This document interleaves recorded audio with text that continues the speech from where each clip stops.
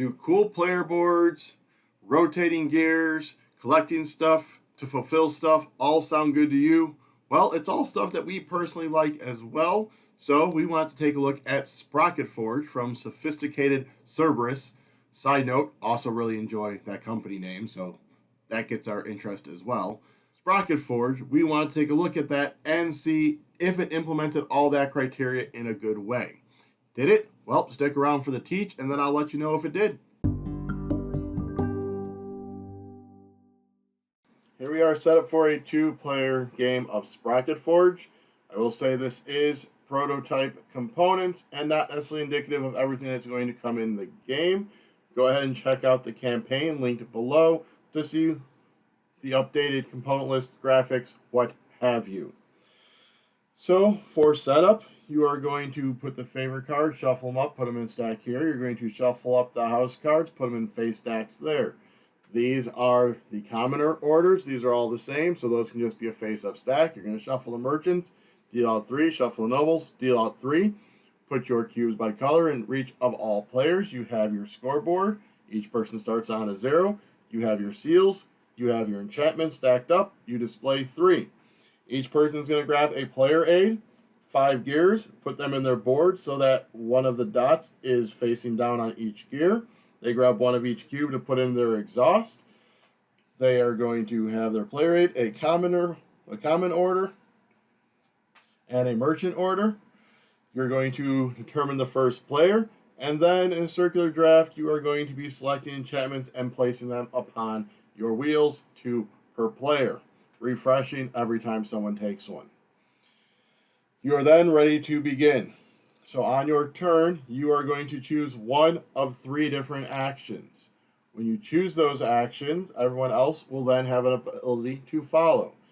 So the first action you can do is you can produce. You're going to resolve all active production symbols on your gears. The production zone is the bottom. There will be a little line you'll see. It says produce. So in this instance, I have nothing in these. I come here. I produce a red. It'll go in my mana pool. This little arrow means I can take one from the exhaust of my neighbor. So that if they start with the same thing, then we'll just say I grab a green. It would be from their board, not from the supply. I personally just don't have them set up, so I cannot actually grab it. Then everyone else can gain 1 mana of any type, or they can rotate their gears. When your gears rotate, the 4 on the outside are going to rotate clockwise, your middle one counterclockwise. There's a little rotate here, and you'll see it when I get to the end of the round. I then may vent/spend mana to complete orders that I have in my area. Your orders can be various things, or you can see the cost to complete them at the bottom. Your rewards are up here on the left, and then how much renown you get or points is here on the right. So, for instance, I have what I need to complete this, because this just needs 1 of anything. So I can vent my red so it goes up into my exhausted port. The gear allows me to take an enchantment. I can take 1 of the 3 face up, or I can take 1 from the top. So for this instance, I can see I need green. I don't have any green, so I'll probably take this one. And then this, we'll just get this card on top of there. If it was a merchant or a noble, it would go off to the side. But as I said, these are all the same. I get no renown, so I stay there. I can place this now, or I can choose to wait till after I rotate my gears to make sure it's how I want it lined up. Once I am done with all of those, I am then going to rotate my gears 1 sector until the dots are facing down again. I can place this anywhere, so we'll say I'm going to place this thusly. Then any unspent mana that I have down here in my mana pool, I need to store on one of my gears, which is where the empty spots are, so I could possibly put that right there. If I do not have room to store my mana on any of my gears, it goes into my exhausted area. The second option I have is to plan. If I plan, I can remove 2 of my mana from my exhausted area. I can then take 3 orders. I can mix them however I want. I can take the commoner, I can take the merchant from the face up, or from the top of the deck, or the face up, or the top of the deck. I'll use this time to tell you about one of your 2 free actions you can take during your turn.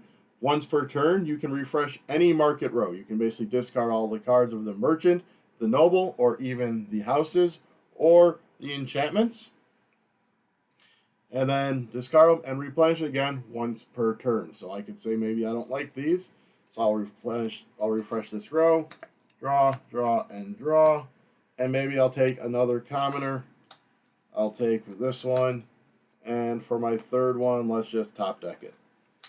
At the end of my turn, I can have no more than 5 contracts that I'm working on. But if I can somehow complete them, I just have to end my turn with 5. Everyone else, when they follow, are able to draw a random merchant order, or remove 1 vented mana, or rotate their gears. The final action you are able to take is Petition. Petition comes from if you get favor cards, and you can get favor cards as a reward here. So let's just say I have a favor card. Favor cards are worth a possible endgame points if you still have them with you at the end of the game. To petition, you are going to discard a favor card face up. You are then going to choose one of the 3 houses to petition. The ones you are able to petition are dependent on the vented mana on the bottom, which is up here and you're exhausted. In order for this one, it needs to be 0 to 4 vented, 0 to 8, or any. So you should always be able to do this one. These want you to have a certain amount up here. When you petition, you are going to get the renown. So if I do this house Golden Cog, I will get 4 points. I will then take 1 enchantment, thusly from here. So we'll say I just take this one and plop it on in. Then, once you are done, the follow action for everyone else is they can discard a favor to petition the same house again, as long as they have the proper vented mana requirements. But they just get the renown; they do not get the bonus, or they can rotate their gears. Once you are done, you're going to take it. You're going to put it face down underneath the deck. If at any time you need, there are no face-up ones, you're going to shuffle and then put it back face-up. That second free action you can do once per turn is you can disenchant a gear. When you disenchant a gear, you're going to gain any stored mana on it. You're also going to activate its production, which in this instance, so if I disenchanted this one, I would gain a green. One last item I want to go over that you get as a reward for stuff, it shows this little nut bolt thing, is these seals. When you get a seal, you will take one and you'll place it inside of your gear, and then as long as you look up at the produce section and it's on the white part where you see that icon, you'll produce that as well. So for instance, let's say it came around to me and it's my turn. I choose to produce again. We go through here, I get a green for there, another green. This comes down, nothing from here, but this allows me to get rid of one of my vented mana. And then I go about trying to complete my orders. You are going to go back and forth doing these until someone reaches 30 renown, in which case you will finish out the current turn. You'll then everyone takes one more turn choosing an action. However, there is no following in that action. After everyone has taken that final round, you're going to reveal any favor cards you might still have that were face down. Add those to your final renown. Most renown wins. Let's move on to my thoughts. So there you have it. That's how you play Sprocketforge. So, like I said, what drew us in on this one is the cool spinning gears. I'm a sucker for that little tactile toy element of a game. The whole collecting all of the mana to kind of make those contracts. All that really drew me in. And I'm pleased to say that the rest of the game is fantastic as well. There's a few things in there that really make me enjoy it even more. The follow action. I always love games that give you that follow action that lets you do a little something else on the other person's turn to keep you engaged. The second is the plan action lets you take 3 orders. A lot of times when you're taking orders, they're only allowing you to take 1 or manipulating something, maybe get 2, but this one that's just outright 3. Plus it adds in, get rid of some of your vented mana too. So that way, if you're having trouble with that, you can just do the plan action a couple times, get a bunch of orders, move that, and then you have all these orders to work on instead of just like grabbing one at a time, going back and forth, and doing that. So that action itself does feel worthwhile as opposed to a wasted action. The petition action, I really enjoy that one because if you get a one favor card in a lot of games, you're just like, oh, I just got, bad luck of the draw, and there's 1, 2s, and 3s, and I got a 1. Well, you can use that one to get more points, and you're not only just getting more points, you're doing some form of action. Like one of them is draw 2 orders. So yeah, that's not as good as getting 3, but it's also giving you 3 points. So that kind of push and pull of, I just turned 1 point into 3, plus I got 2 orders, and now I'm going to be able to rotate my gears. The rotating of the gears. So that is kind of like programmed movement and trying to figure out the exact way that they line up, which normally doesn't click with us, doesn't resonate with us. We usually really shy away from any form of program movement games, but for some reason, it doesn't hinder us in this one. It just clicks in this one, being able to move the gears and knowing right where they're going to line up. The only one that's a little tricky is the fact that that middle one does move counterclockwise, so just having to try and think about, as this one's moving this way and these are moving this way, where to line that up, but that's the only kind of little weird hinky thing in there.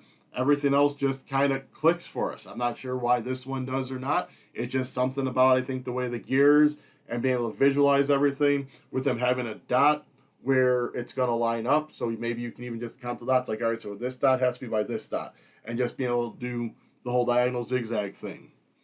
The fact that those seals that you put in the middle, that those will also trigger with the produce action.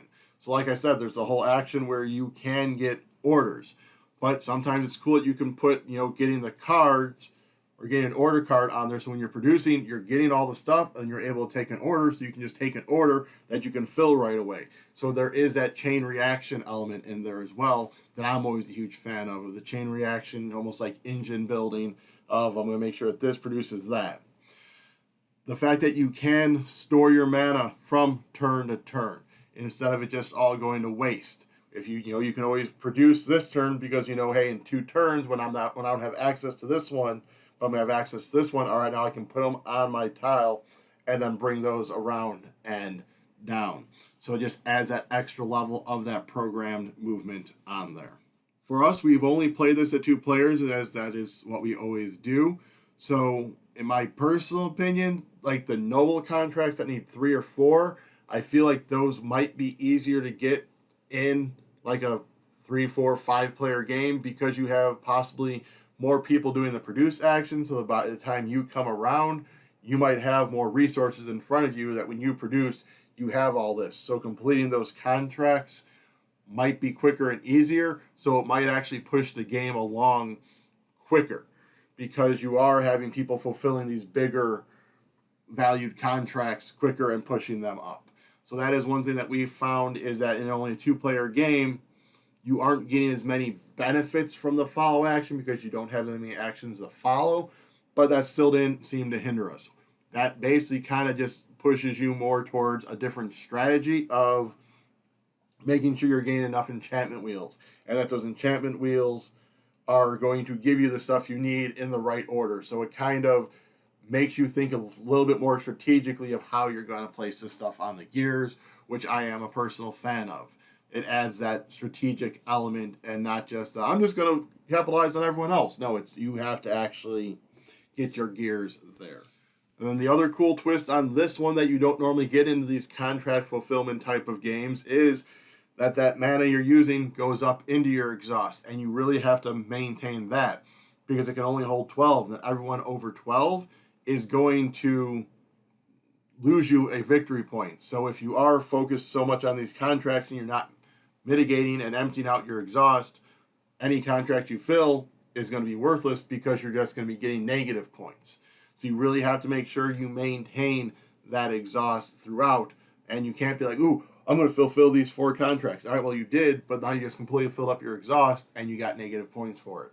So there is that kind of balance that you have to do of not just getting stuff and fulfilling them, but making sure you take care of basically your garbage, making sure your waste goes away. The other reason you might want to do that is there is that one ability where your opponent can take one from your exhaust. Well, if you keep, making sure your exhaust is maintained and taken care of, you're going to be limiting their choices. So there is kind of almost like a very small take that element you can do in there of when you're getting rid of the exhaust. But like, what, they're probably going to need a blue. I'm going to make sure I don't have any blue in here. So trying to mitigate that, and that's also going to keep yourself engaged with what your opponents are doing as well.